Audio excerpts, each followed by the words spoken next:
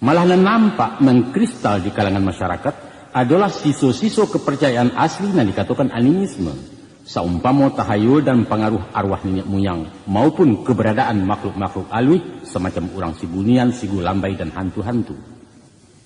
Di kayu-kayu gadang, di matu-matu raya, di kuburan-kuburan lamu, di puncak-puncak gunung dan di Rimborayo, orang picayo ada bapak nunggu, sehingga tampek-tampek seperti itu sangat ditakuti. Pendeknya boleh dikatakan hilang tak berbekas, mati ayam matilah tungau nambak kabut di tempo angin. Itulah nasib agama Hindu dan Buddha di tanah Minang. Itu sebelum zaman Islam.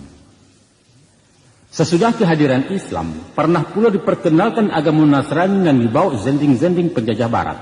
Portugis, Inggris, kemudian Belanda. Orang Minangkabau manggil yang panjang dengan Kristen. Sehingga walaupun sampai kini berdiri gereja-gereja di beberapa